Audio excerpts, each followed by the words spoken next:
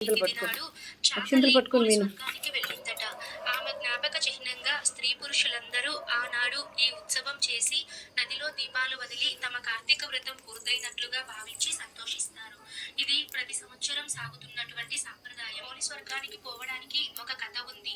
పూర్వం రాజమ్మ అనే చాకలి ఉండేది. ఆవిడకు 7 కొడుకులు.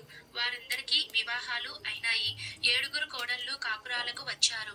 7వ కోడలు పుట్టింటి వారు చాలా పేదవారు. ఆమె సద్గుణాలు అందచందాలు చూసి 7వ కొడుకు వరించి పట్టుబట్టడం వల్ల ఆ పెళ్లి జరిగింది. అత్తగారికి తోడికోడళ్ళకి ఆ 7వ కోడలంటే చాలా చిన్న చూపు ఉండేది.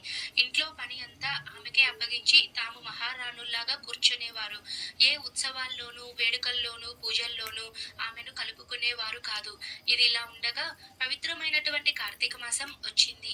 అత్తగారు 6 కోడళ్ళు పెద్ద ఆడంబరంగా తెల్లవారుజామునే నదీ స్నానానికి వెళ్లి పూజలు దాన ధర్మాలు చేసి నేనింత చేశానంటే నేనింత చేశా అని గొప్పలు చెప్పుకుంటుండేవారు.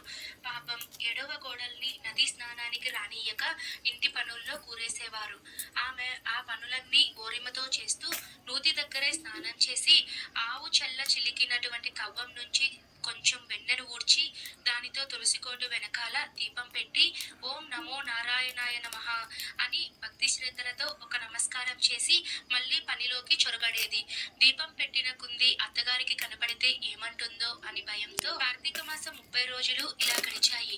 మార్గశిర శుద్ధ పాఠ్యమి నాడు అత్తగారు 6 కోడళ్ళు ఊరివారు అందరూ చూస్తుండగా పోలిని తీసుకువెళ్ళడానికి స్వర్గం నుంచి దేవ విమానం వచ్చింది. దేవతలు పోలిని విమానంలోకి ఆహ్వానించారు. పోలి చాకలిదానిలా కాక దివ్య వస్త్రాభరణాలతో దేవతల స్త్రీలాగా మెరిసిపోతూ విమానం ఎక్కడానికి వచ్చింది. అత్తగారు కోడళ్ళు దేవదూతలను చూసి మేము 4 రోజులు స్నానాలు దానాలు వ్రతాలు చేశాము. ఈ పోలి ఏమి చెయ్యలేదు. దీనికి అన్నీ చేసిన మాకు ఏమీ లేకపోవడమేంటి అని ప్రశ్నించారు. దానికి వారు ఈ పోలి భక్తి శ్రద్ధలతో మనస్సులో కార్తీక దామోదరును నిలుపుకొని వీలున్నంతలో ఆవు వెన్నతో దీపం పెట్టి మొక్కింది. ఆమె భక్తికి నారాయణుడు సంతోషించి విమానం పంపించాడు. మీరు ఆడంబరాల కోసం ఒకరు చూసి మెచ్చుకోవాలనే అభిప్రాయంతో స్నానాదులు చేశారు. అందుచేత మీరు చేసిన దానికి ఫలితం అంతంత మాత్రమే అన్నారు. పోలి దేవతలతో సహా విమానం ఎక్కి స్వర్గానికి వెళ్ళిపోయింది.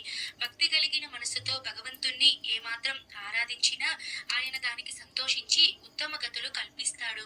ఆడంబరాల వల్ల ప్రయోజనం లేదు. శుభం భూయాత్.